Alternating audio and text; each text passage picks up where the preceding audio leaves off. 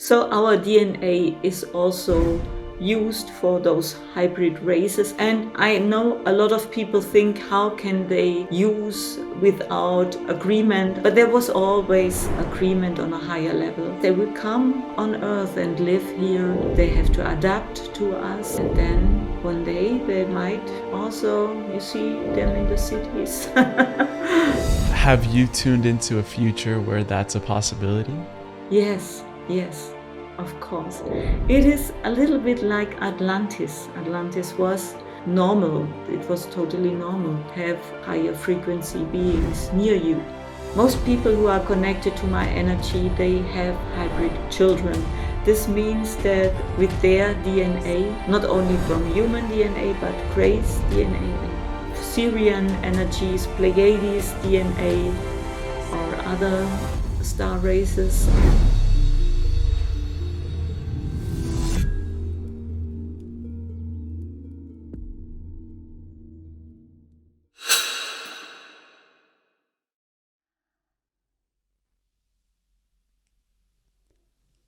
Silvia Suryodaya, welcome on Just Tap In.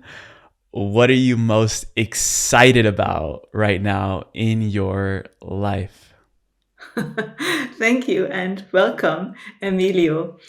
Oh, I'm excited about every minute in my life. It's so full of connecting with spiritual guides, with connecting to the stars. You might know I'm also astrologer, and really to connect to people, bring out my love into the world, and that's the most amazing thing I'm doing. And I started a month ago spiritual healer course in German, this time only, but I have a mediumship course in English, and that's so amazing. They're doing so great work by using special healing angels, and it's really amazing. It's for me always so wow. And it's good to stay in that, emotion and frequency of awe while we're doing this work. Because, we might hear a lot of different things, but for me, my biggest work here has been staying in awe of everything that I'm listening to, everything that I'm absorbing, never making it feel mundane or like a job. So, as you mentioned, you are an astrologer, you are a channeler, you are a medium, you're one of the most multifaceted beings that I've met in this journey. And a lot of the messages that have resonated with me that are coming through you are from the Pleiadians, the star beings from the galaxy Pleiades, the Seven Sisters. In one of their channelings with you, they said that we're in a phase called the preparation of the great separation, of this splitting of two worlds. I would love to dive deeper into that, of what's coming through for you about this splitting, about this great separation. What are we living through right now at these times? Yes, and I think we will see this split mainly now. We have November with the election in the US, that people really have a totally different reality about the election and what's happening and who wins the election. And this will show us that the split is more and more coming, that we really divide. And a lot of people think that's not a good thing. We should come together. And I can understand this from a higher perspective. But from a higher perspective, we are all one and we are together. But if somebody is from his conscious and awareness not possible to really understand that we are in an awakening elevation phase, then it's good for him not to experience it, because he cannot manage it, he cannot understand it, and he cannot handle higher energies. So it's okay, because we are all free. We have to understand we are creating our reality, and if somebody is not ready, so that's fine. So he will experience a totally other version of reality than somebody who is ready for this. And We will see it more on the outside, and we will see it. Who people who are really prepared for those higher frequencies, and people who are not, they will not see the split in that way. Yeah, and this will be coming out around the election time. We're heading into the end of October. And I wanted to ask you, do you feel that the splitting that you're talking about, specifically in the US, was related or correlated or linked to the eclipse back that we had in April that created that X pathway through Texas? Is that related in any way? Yes, it is. And not only the last solar eclipse, the last two solar eclipses, also the in autumn, in last year October and this year April. Yeah, of course it is. We see everything reflected in the stars, in the sky. We are so deeply everything. So it cannot be in another way. Yes, and there was this the path of the solar eclipse makes a cross in Texas, and this is important. What is the spiritual significance of these eclipses that we're beginning to become more aware of? And, we just had two in the past, not even 30 days or a little bit more, but what is the significance of these great events that are happening in the stars? Yes, they are like portals. You can understand it like a point zero that they create. And this is amazing. It is like we always know, I think Jesus said about this, you can start always new. There is no past that holds you back. And we often do not really understand it on a deeper or higher level. But it's really those solar eclipses help us to really start new, to see things in a new way. And so they are important to raise consciousness if we are ready. And if they're responsible or at least influencing starting something new, that would inherently mean that we're ending something old. What do you feel that we're ending right now, heading into a new iteration of whatever is to come in after these events? Yes, we consciousness means that you really understand that there is not really good and bad, like we divide everything and say, oh, this I do not want and this I want. And healing really means, and acceleration means that you really understand those are two parts of the same coin, and that we have to integrate the dark side, not to detach from it. Too many people in this time and age think we should crumble all negative energies, but that's not the way. I'm also my horoscope. I'm deeply connected to Scorpio energies, to going in the deep emotions. All my life, I cried so many times because I have to go deep. Deep for me, it's no other possibility. And there lies the great potential. And we have to understand we do not need to detach from negative energies. It's our energy. And if we start to feel it, we will see this is our strongest root. And from there, everything starts and we get really powerful. And this is our inner transformation. So we have to open to this transformation and really not think that dark energies um, or negative emotions are bad in any way. They remind us that we can change it, that it is not, that we are not on the right path. Negative emotion shows you you're not on the right path. You can change it. That's the most important. at every moment we have that choice to transmute those emotions. And you mentioning that you are a Scorpio and you have a lot of that in your chart. When was the last time you cried about what you're seeing going on in humanity and in the earth right now? It's a long time ago. So sorry to say it. I'm very sad when I see those pictures of those young soldiers, Russia boys going into the war, never knowing what is happening there. And that's really, and then they feel they are in a trap, but they cannot go out. That's so, so sad. But, but this is not for me to cry anymore. So I think um, I healed my deep wounds, and I had a lot. I think everybody who's on a spiritual path had these deep wounds.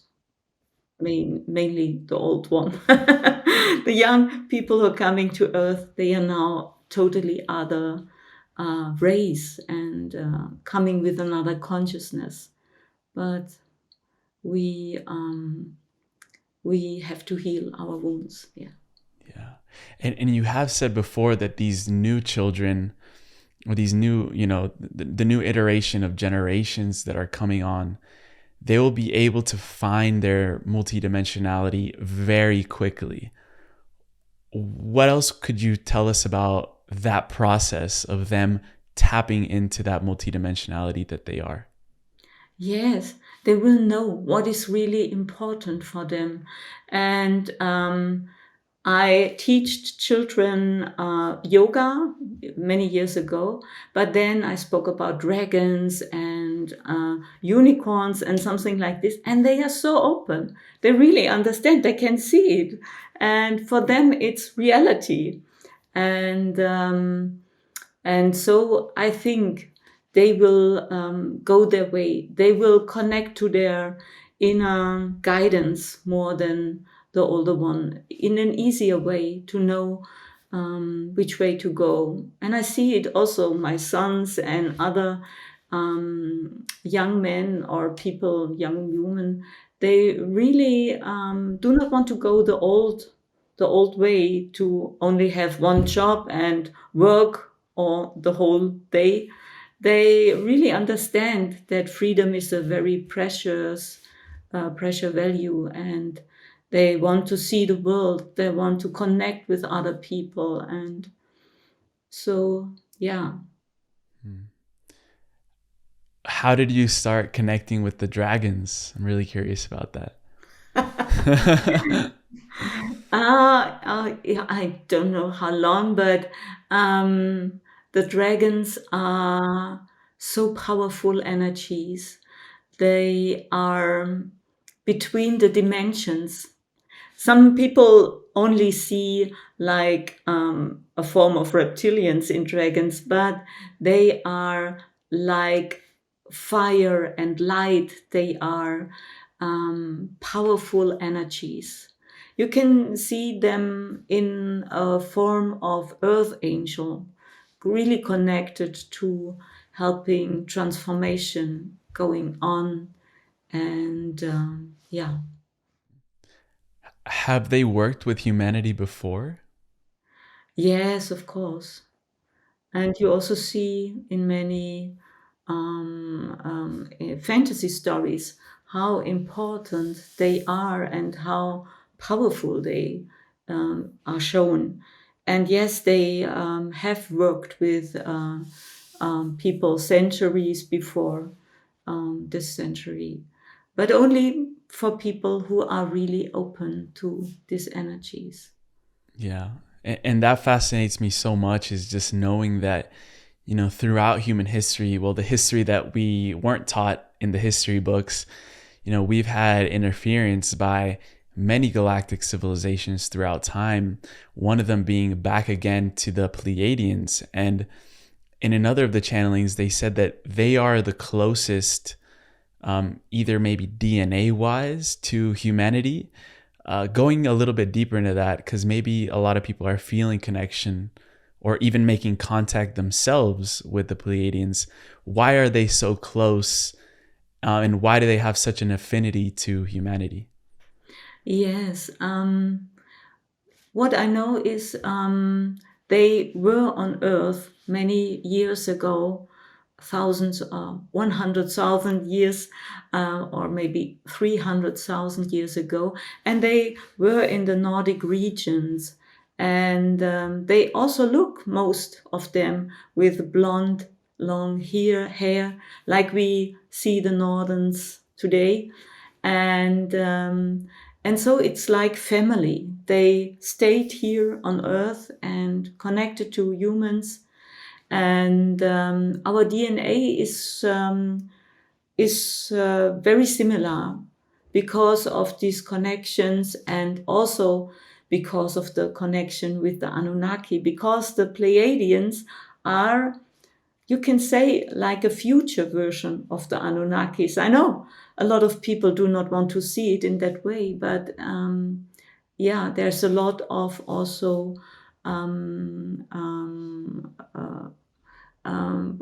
evolution the in our star races, and so we have similar DNA, really close similar DNA, and so they look mostly like humans. And you can often see them also with very bright eyes, and sometimes a little bit like etheric beings, but yeah, very beautiful and calm.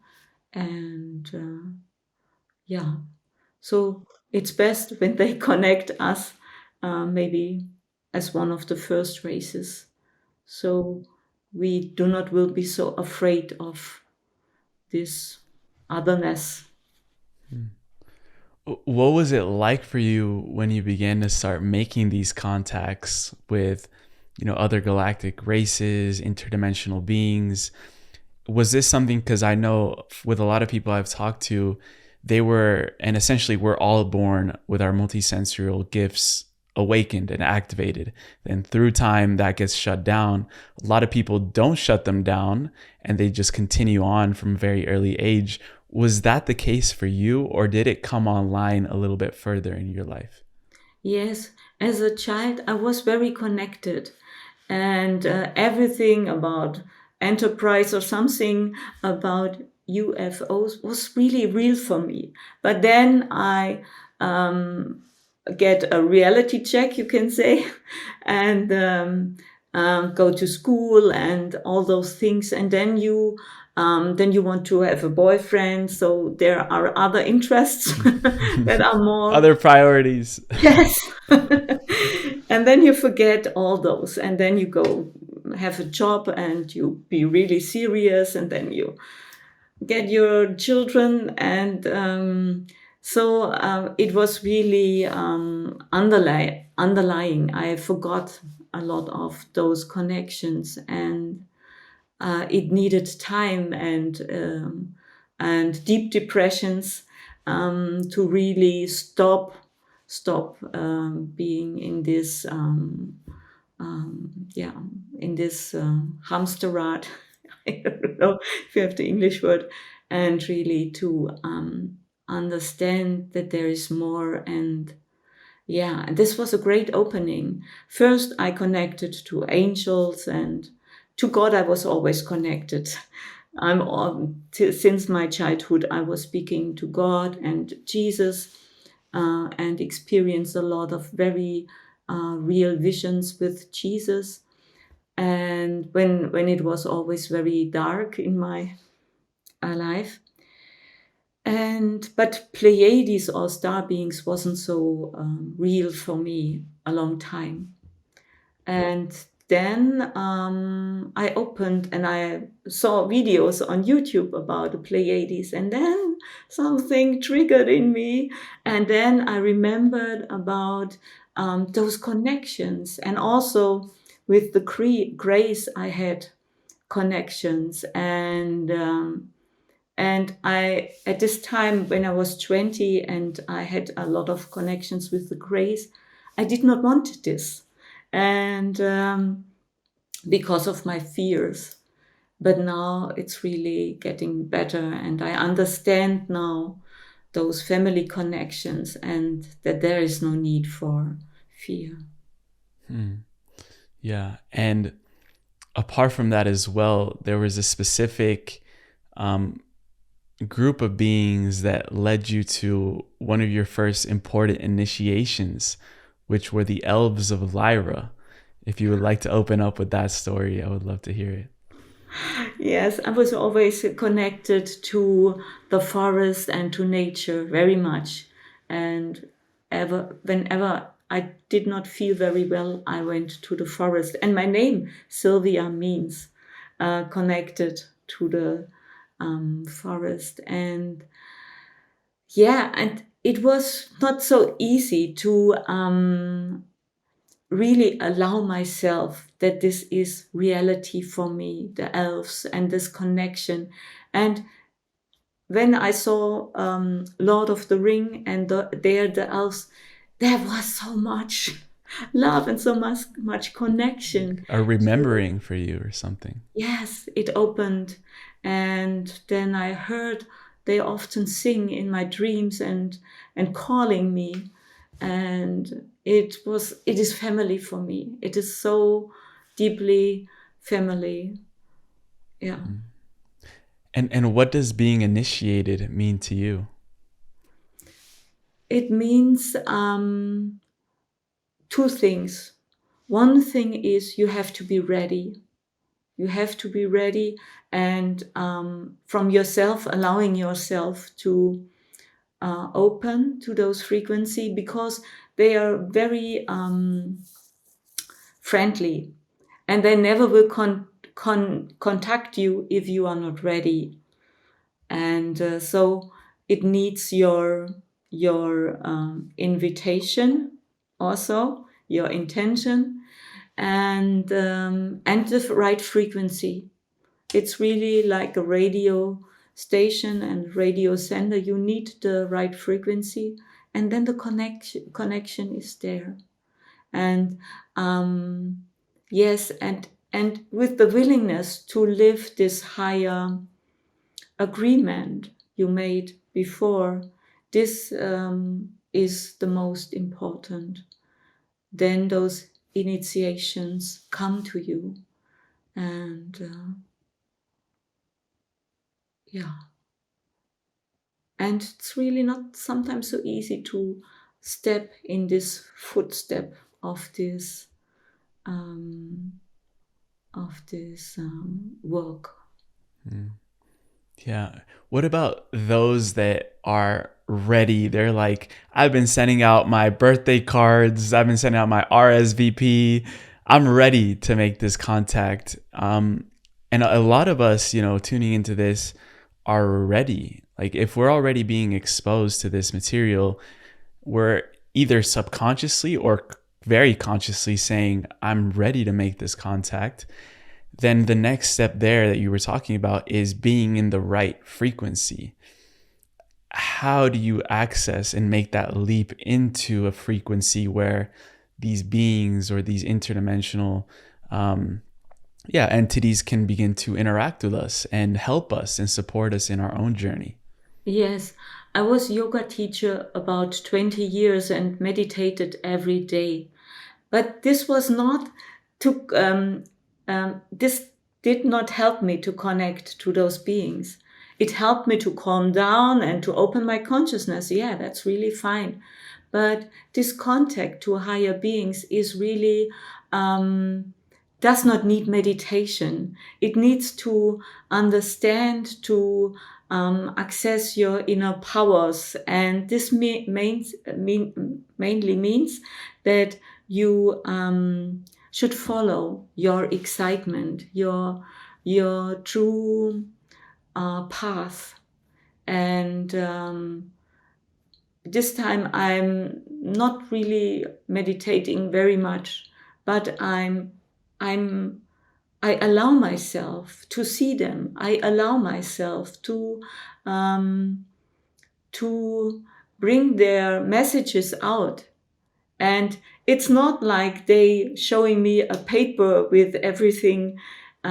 It's only by going in the frequency of those beings, like you are one of the Pleiades. This is how you really um, go in the footsteps of those higher frequencies, to allow yourself. We often wait, we are waiting, somebody coming and giving us the go, but this will not happen. You have to give yourself the go and start to see them. They normally don't show them physical, but you can feel how they look. You can feel how they will talk to you. And this creates an energy field that grows and grows and brings you nearer to those high dimensional beings, because we are them also. So it's for us to live them. Mm. How do you discern there then the feeling of a being maybe such as Isis or Mary Magdalene with like an Arcturian being? Is the feeling different in a subtle way, or how do you differentiate and discern around that? Yes, yes. Maria Magdalene is very heart centered, and the most the ascendant masters, they are all a field of golden light, of consciousness connecting to earth. That's fine, and that's the way we adapt to those frequencies. But those extraterrestrials, they are more often not so much emotional like we are. They are really clear and also very in the field of unconditional love, but not so much emotional like we are used to connect to those ascended masters, maybe with pure love and devotion. This is not that, it's a little bit cooler, you can say. But the Pleiades are also very heart centered. But the Arcturians are more um, more from their mind and a little bit not so emotional. I experienced them. Hmm. Yeah, and I had a lot of fun this morning because you have a video out on YouTube where it's using your numerology to help you discover your connection with the star seeds. So we mentioned a couple throughout the conversation, like the Pleiadians, Arcturians. We also have the Andromedans, the Sirians, from the Orion star system. I'll tell you mine because I was just really curious to get into it, and you have a whole video explaining how to get your number. My life path number is 6, so that would be associated with Sirius. My soul number is an 8, which is associated with Andromeda and Orion. So going a little bit deeper, to bring everyone into this conversation, is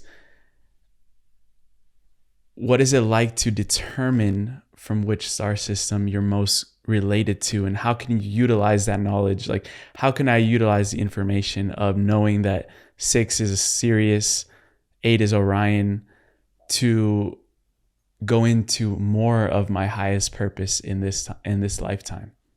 Yeah, that's fine.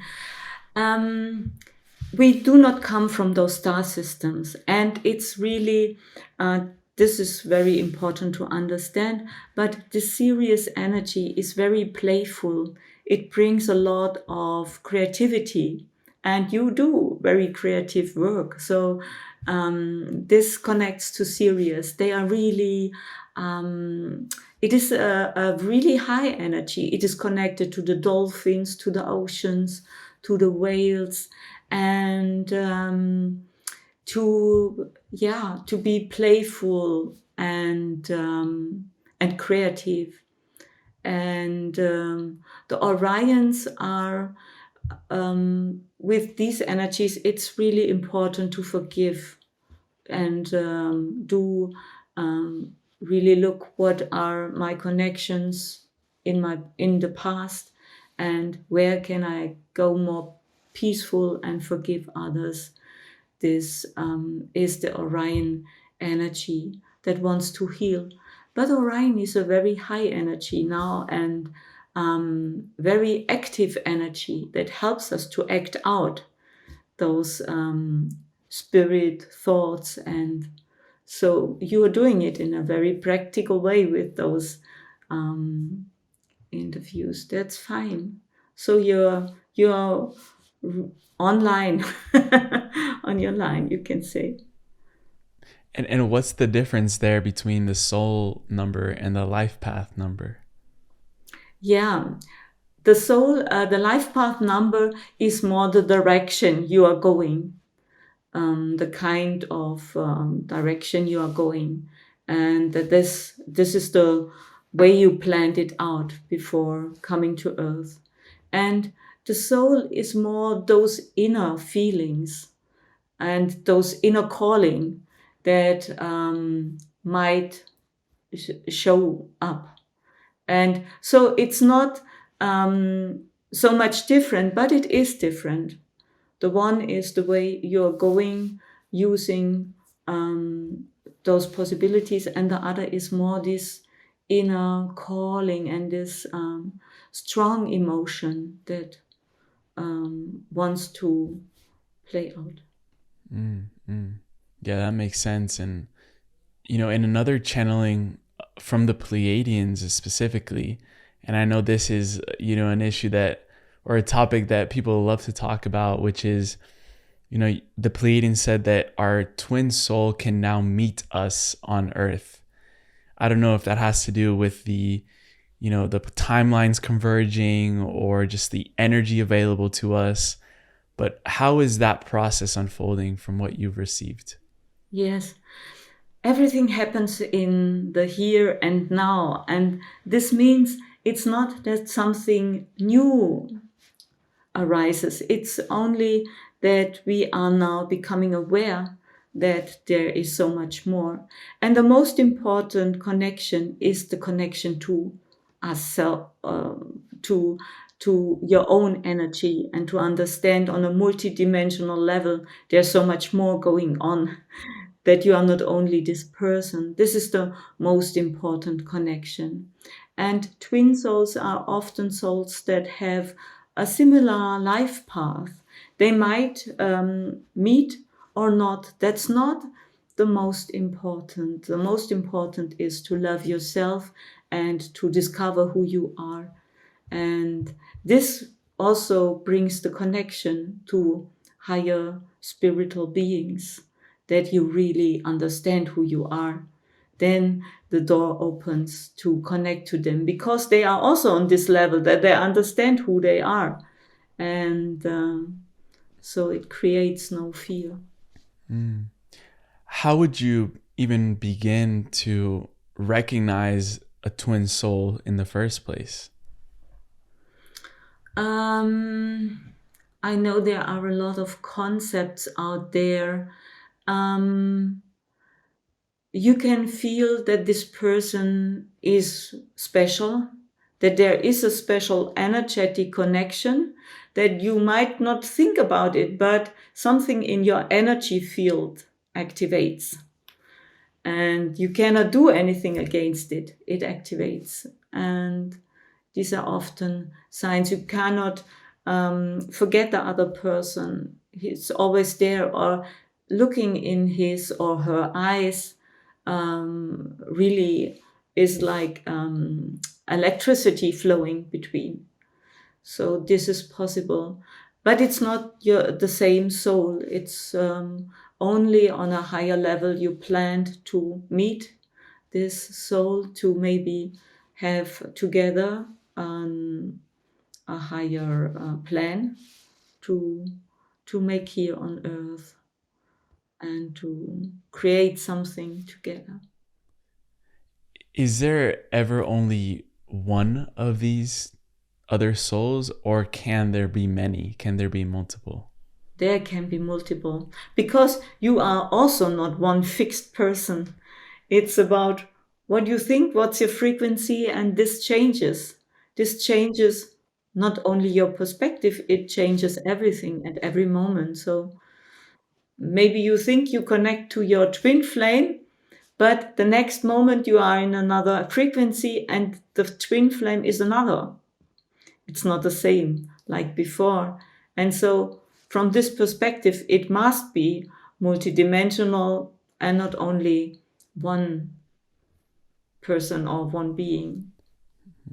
So it's our own frequency that determines the souls that we are going to be able to meet and see for who they truly are in the moment of where our own frequency is at, or is it Always, deeper than that? always. It can't be in another way. We are creating our reality. So your frequency determines everything, determines how you see your glass of water or something. Yeah, so this is important. And if you do astral travel, then you see this glass of water is maybe not a glass of water anymore, it's something else. And yeah, I'm not so often speaking about this concept because for people it is mind blowing. It's too much to understand. We can handle it though. We can handle it. Yeah, and switching the flow for a moment, I wanted to ask you, what is this appearance of crop circles that we are seeing around the world? Where do we even start with that? Yeah, it's so amazing. And I know there's one channel on YouTube and they make it with music and a drone over the crop circle. It's really amazing. And it makes something with your energy to see it and to know there is a higher consciousness made this, because it's not possible in one night to make something perfect and in a crop field. And so it remembers us that we are so much more and that there are other beings that are connected. And those crop circles are not only from extraterrestrials, but they are doing their work. It's about consciousness of Gaia and natural elements that work together. And so it's a co-creation, you can say. And it's also a multidimensional energy field. It's not only in the crop field, it is connecting to the whole earth and helping raising the frequency and opening portals, helping to balance energies. And it does something if you watch it and look to the symmetry and the symbols. Have you received any specific information or messages? Because the Pleiadians said that these crop circles serve as energetic blueprints and messages for humanity's awakening. To be honest, I haven't looked at many of the crop circle images. I've just heard the phenomenon here and there, and I heard you were talking about it when you channeled. Have you received any information or activation by looking at these crop circles before? Yes, of course. It opens really the heart. And we often think we need to understand what's going on in our energy field and really becoming aware about new thoughts or something like this. But this happens on an energetic level, that something elevates in your energy by looking on them. You do not have to need to know what's going on. It opens. Maybe you do not know what it is, and then days later you get a special message or connect to a new energy. I never thought that there is a connection to this crop circle.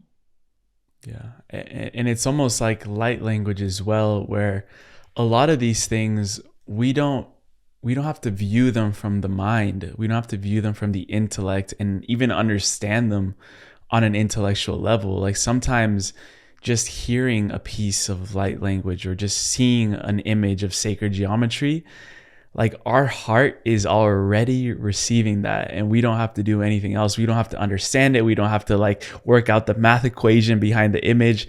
It's just there for us, and it's being integrated in a very subtle way. That's it. That's it. Yes. This next topic might be a little bit more on the intellectual side, going through the paradox, but you mentioned your connection with the Greys before, and I've also heard you bring up the Yael, the hybrid species between Greys and humans. So what else? Because these beings or this species have been coming up a lot. Whether it's on YouTube or just in my own conversations, I've heard them. What can you tell us about the Yael in specific? Yes. They will also be one of the first um, other races we are connecting to, and they are not really extraterrestrials because they are hybrid race between the Greys and humanity, our DNA. And so they also look more. There was some steps in the evolution of the hybrid program from the Greys, and step by step, with using our human DNA, they created more and more um, like human also looking hybrids. And the Yael are the fifth race of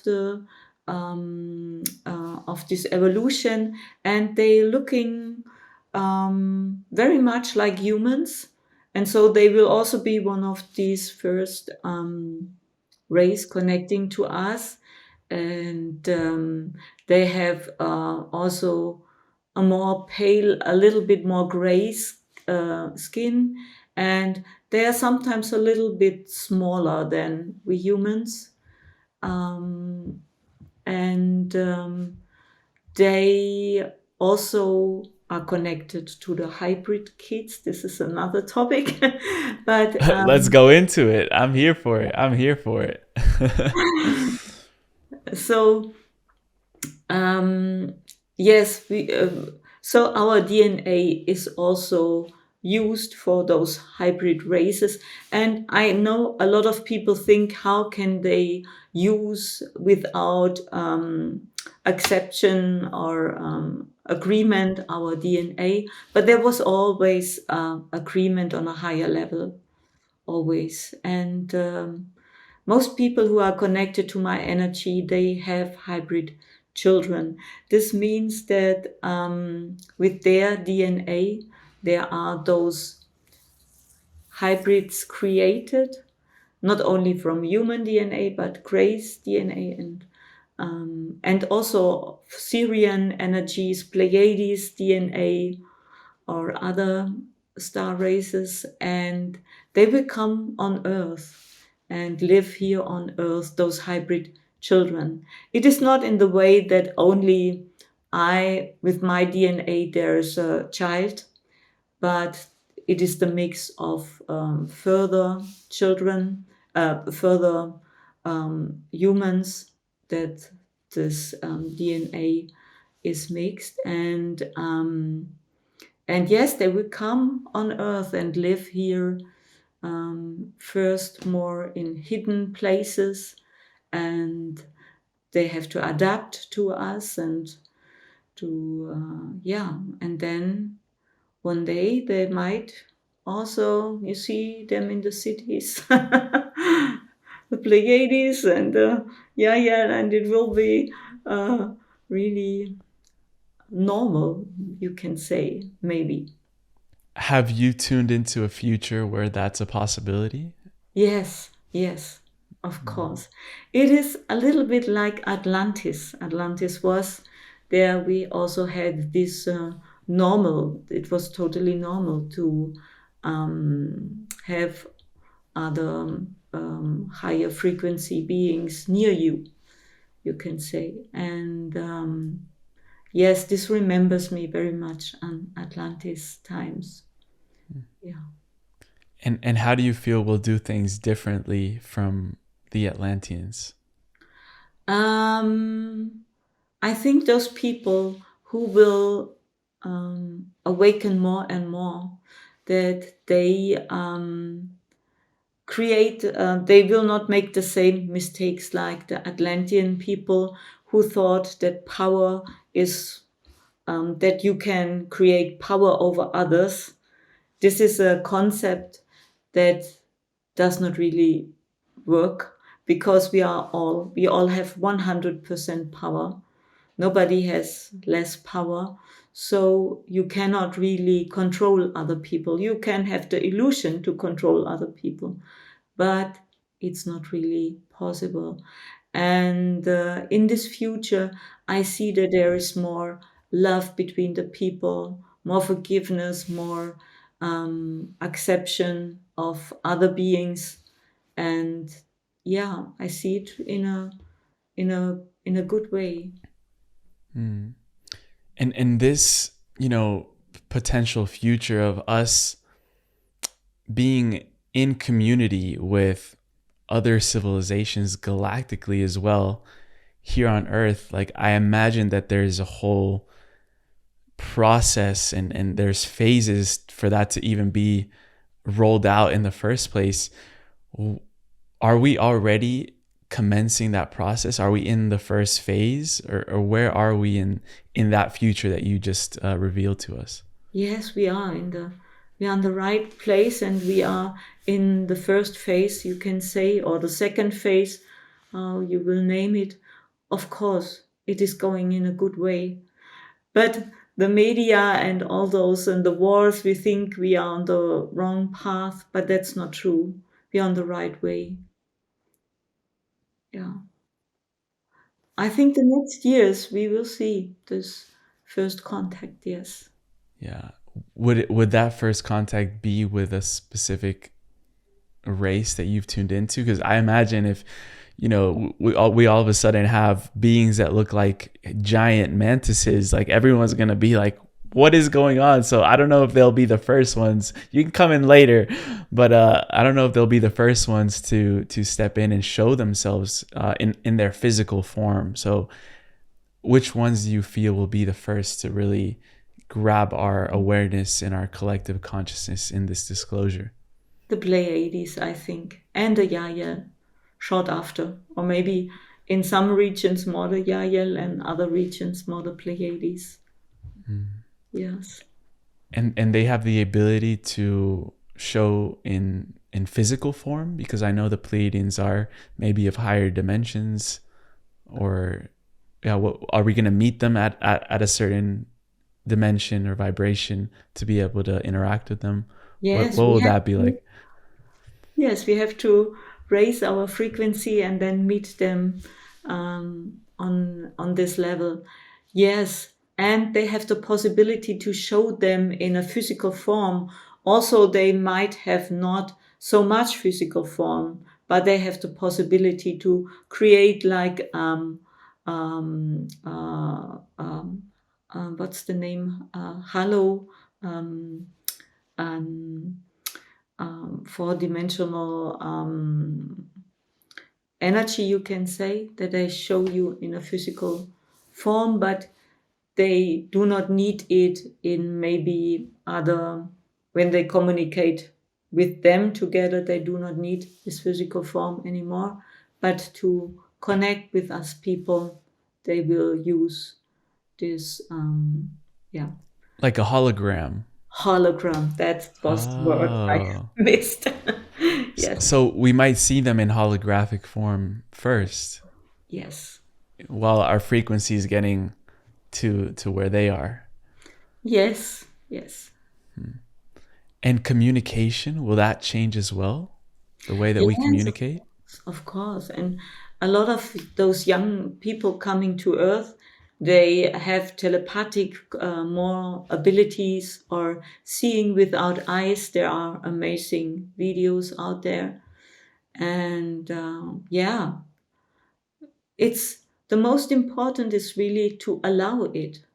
I have a mediumship online course to show people how to activate their mediumship abilities, and they have them, but they are not trusting, and they're thinking, "Oh, I'm all fantasy. It's only fantasy, and this is not true," or something like this, and so they disconnect. But we all have those abilities, but it's also not to prove it in that way, to say, oh, how many money do you have in your portemonnaie?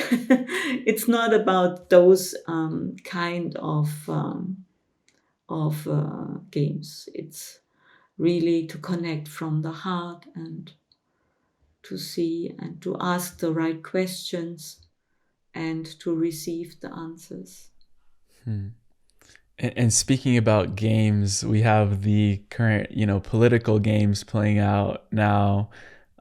As we started off the conversation, speaking a little bit into the election, as an astrologer as well, you have a very unique perspective on looking at someone's chart, and especially with the times that they're in, the phase in their life, speaking into these, current candidates that we have right now, in the US specifically. What are you seeing out with the charts that they're both holding and that they're both playing out right now that might maybe influence in any sort of way how the election will play out?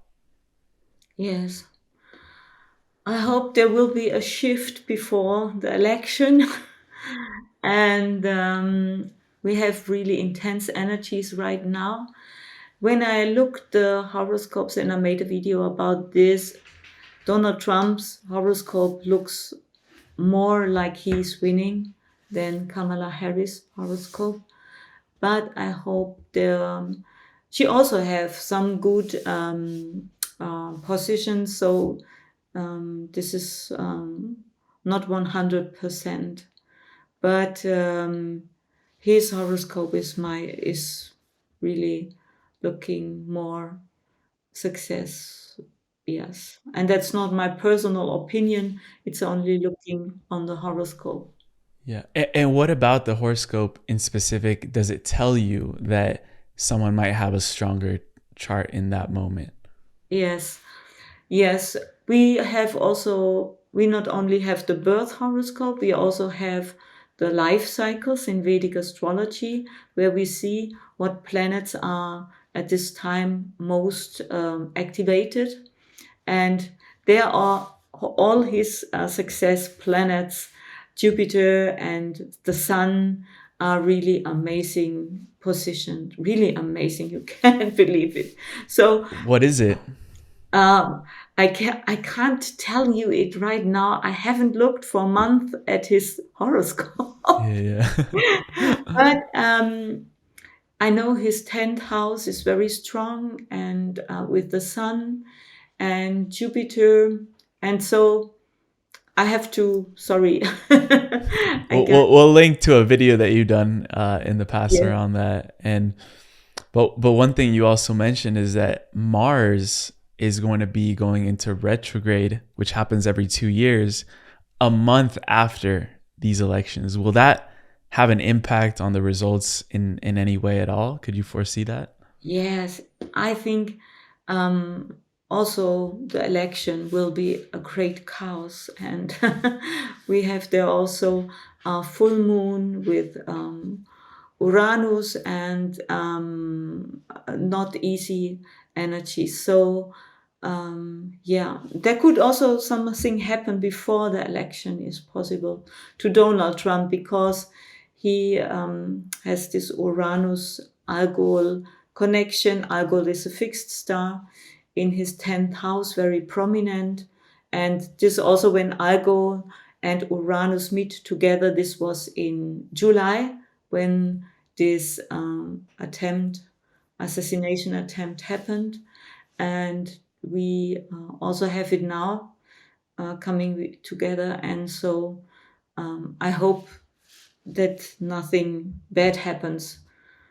This would also not be good if something happens to one of the candidates now. This will create a lot of trouble. What type of trouble do you think that would unfold if, Rebellion. The one side will give the other the fault, and then it's like really civil war, I think, as more opposed to division? Yeah. more division. Yeah. And the US is going under its Pluto return. So what can you tell us about that? Because I know Pluto, even though in astronomy terms it's not considered a planet anymore, it has a very big influence on, in astrology. So yeah, what about this Pluto return in the US, could you tell us about?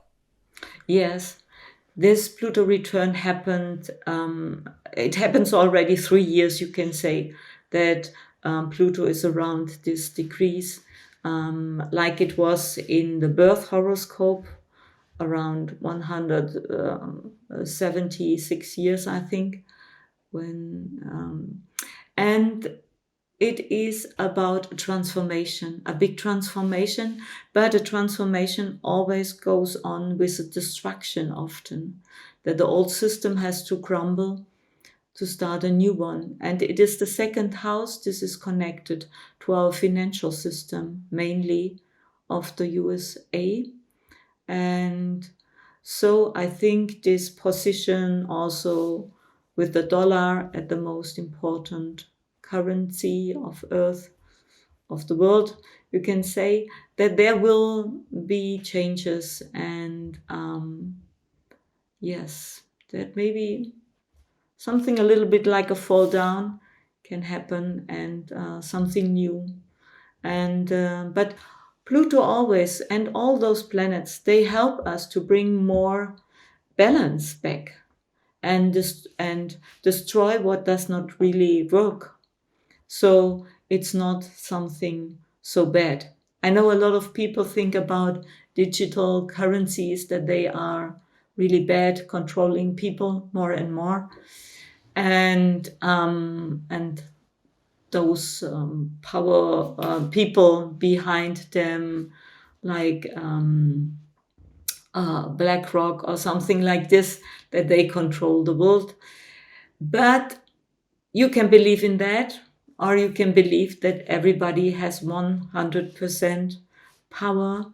And Uranus plays a very important role also next year. And this means Uranus brings unexpected things. And Uranus stands for independence. So I think this the people who will really go in this awakening process in a higher frequency, they will create something more valuable and more independent and fair to trade between them. Mm, So yeah. we should not go so much in those fears that everything will go in a bad way. Mm. Yeah, and when talking about this shift, like we tend to focus a lot on the US. And I know that there's other big players also at stake in this collective evolution. What other countries or maybe continents or unions like the European Union have you tuned into regarding, you know, going through this collective awakening, going into this shift, that are also playing a big role in what is all unfolding on Earth right now? Yes, I think we will see the European Union. I don't think that it will go on in the future. I think there will also be a breakdown of this union, and and in the first step, maybe there will be more different independent countries, not so much those unions, and there will be new unions created. Maybe parts of the US come together, and also in Europe, in the European countries, some change. I cannot tell you exactly in which way, but yeah, I think in a good way. So I see both sides. The one goes more in the in controlled and manipulative version of Earth, and the others are really freeing themselves from those old structures. Yeah, yeah. And you were mentioning also that the structure of the monetary system and the US dollar. I've always been very curious about, we've developed this style or structure of currency, um, in our society, but there are millions, billions of other galaxies and civilizations across the universe that probably do things in a very different way, maybe even a better way or a more harmonious way. And from you tuning into so many galactic civilizations, have you ever asked or found out what they use in terms of currency, monetary system that might even be more beneficial to what we're doing right now? Yes, the most important thing to understand is that our own value is everything that is needed. We do not need really something symbolic, a symbolic value like money. We are our value.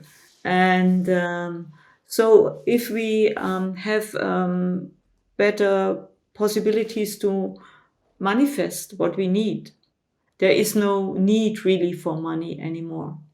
And this will come. But first we have to really to develop our own values. So your own talents to really find it out. And I'm doing my work because I love my work, what I do. I cannot do something else. I often, somebody, my team says to me, I'll go in holidays. But I say, what should I do in holidays? I would take my laptop with me and do my same because I love it. Why should I not do what I love? So I think that's really, I'm working really many hours every day. I'm working from 4 o'clock in the morning till 10 o'clock in the evening because I love it. So I also connect to my dogs or making sports. It's important for me, but yeah, I'm really so happy and doing what I love. It's So that German work ethic there coming out. What motivates you in this mission? what motivates? It's like it's not that I need something anymore to motivate me. It's really bringing me out and showing. And sometimes I think when I make a video, it's not so much like we spoke at the beginning about what the words and if it is astrology or something spiritual. There's something wants to flow out of me and connect and really remember other people about their own higher version that Yeah. they can live. And yeah. We said in the beginning, before recording, like it's way beyond the words, it's way beyond the ideas and the concepts and all the complex topics that we might get into. It's on a deeper level. The words are just the costume, and we are transmitting an energy and a frequency. And that can even be seen more when someone that has their light language capabilities online and turned on, that's when like I have no idea what I'm hearing when I hear light language, but I feel something. I feel it on a very deep level. Um, I guess that would open an invitation if you feel called to share a bit of your light language with us today. And Yes, I'd be super open to that. yeah, I would like to do it. So shall we do it now or? Sure. Let's flow right into it. Okay, okay, okay. Just a moment to connect. And you also can close your eyes for a moment if you want and feel your feet grounded and breathe deeply in and out.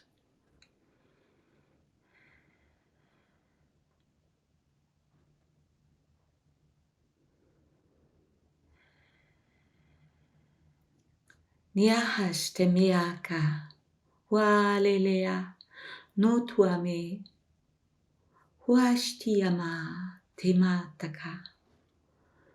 Nuale maka yashtami. Tuare me. Nuhata kayamate. Kwasti.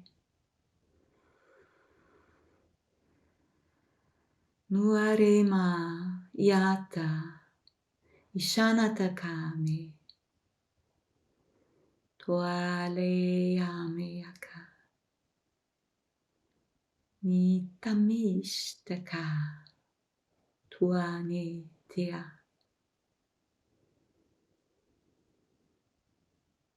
Suhatamea. Nyontoro makaya. Elamaha.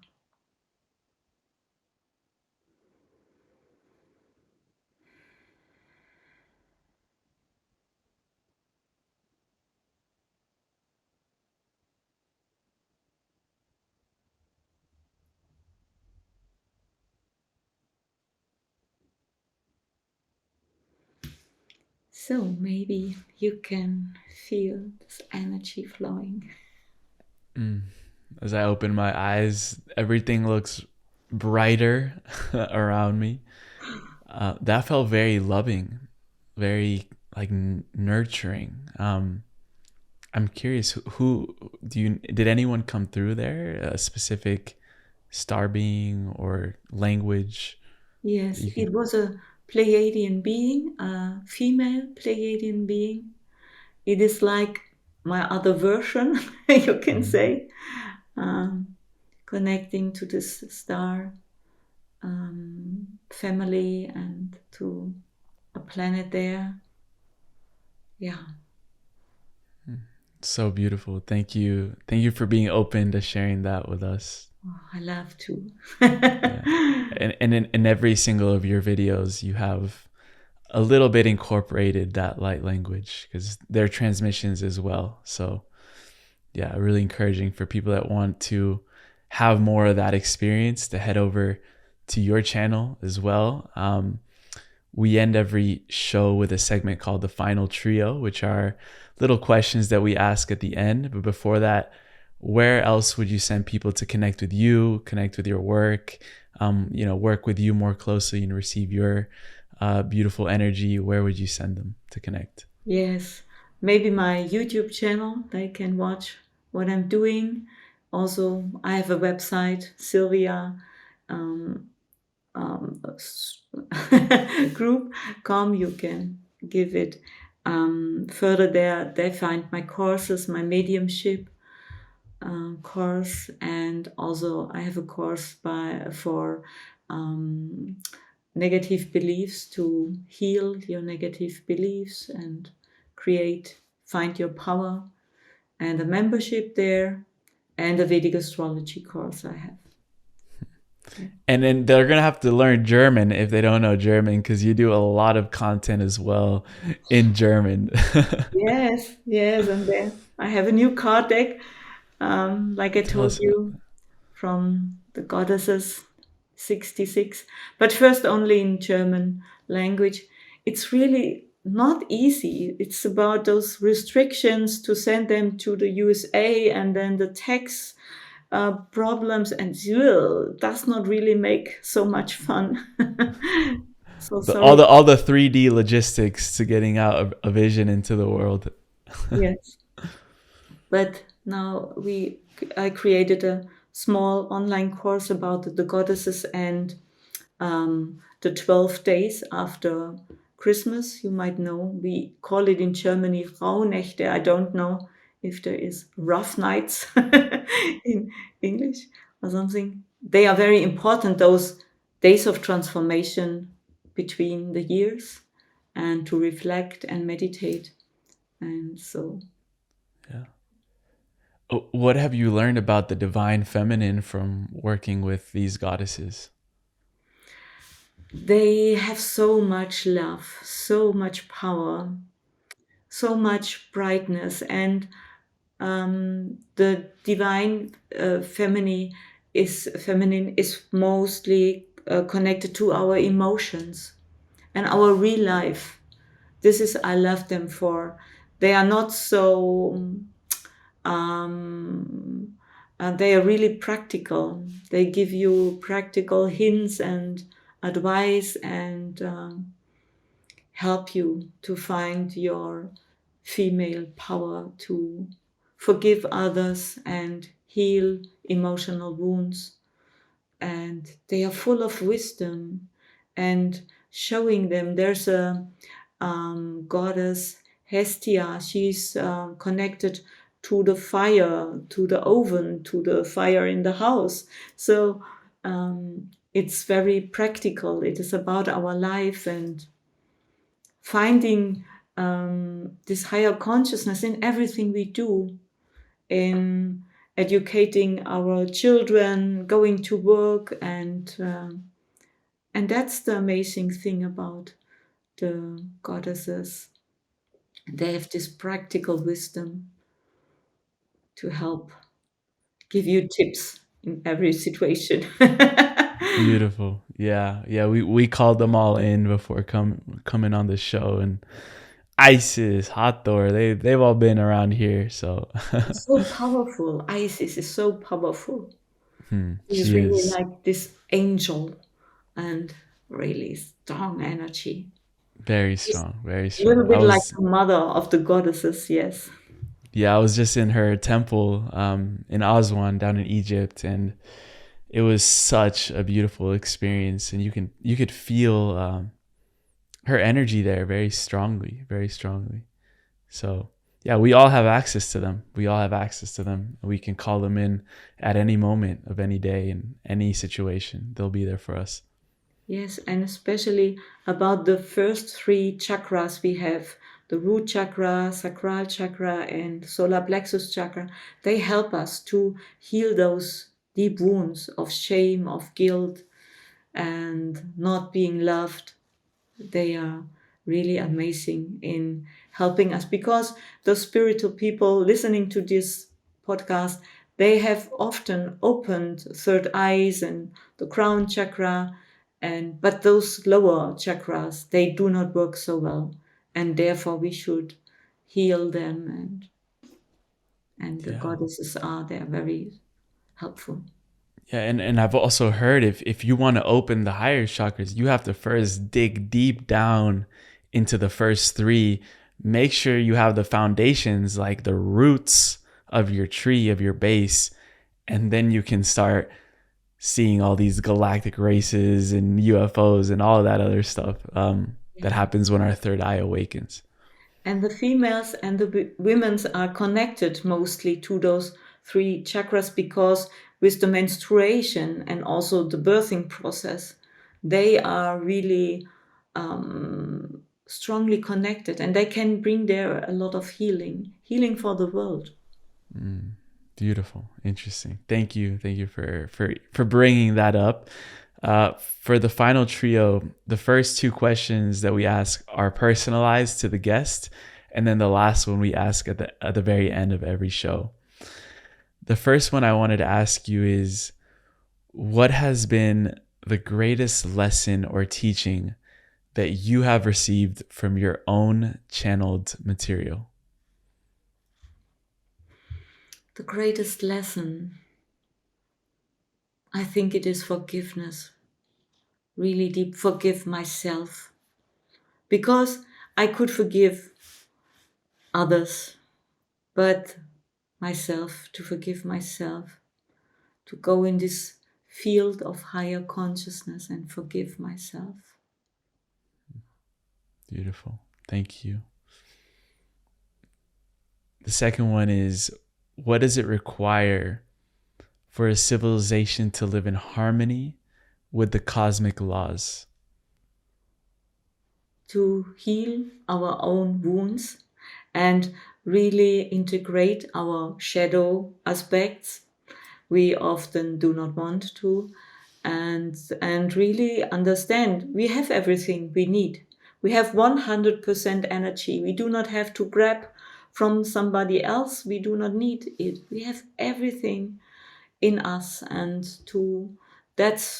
when we really realize this, we do not want to get power over other people, control other people.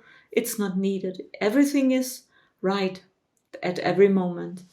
And it's only about the awareness that we see it and live it. Not only see it, because people can intellectual understand so much, but to live it really in every moment is the difference. What are those cosmic laws? Yeah, this cosmic law is that we often say that we are one, but that's not really true. We are all very specific, but we are all unique. But the essence of us is all vibrating in the same frequency. And this is really a strong frequency to connect. We can connect to this frequency, allow to touch in this field of this frequency. Like we heard this song before we started this lesson. This connects to this frequency and opens the door. So yeah, now I forgot the question, sorry. You answered it. You answered it. The final question that we ask, we ask this at the end of every show. We call it the time capsule question. And it requires us to travel out a little bit into the future, around 15 to 20 years. I chose out those time frames because I believe that's going to be a time on Earth where the current generations of the young generations of today will be stepping more into leadership positions around the world. And just like any great leader that has ever existed, they've had great mentors, great resources, great guidance, and great tools to be the best leader that they can be. So you are given the opportunity to leave behind a time capsule for these leaders that they would then open in 20 years down the line. And when they open your time capsule, they will be equipped with all the necessary tools and resources and mentorship and energy to be able to lead into the new earth in the best way possible. It doesn't have to be anything physical necessarily. You could include like a book or, different ideas, a message, a poem, a vibration, maybe nothing at all. What would you leave behind in the time capsule for these leaders that will then spearhead into the new earth and in this shift that we're going through?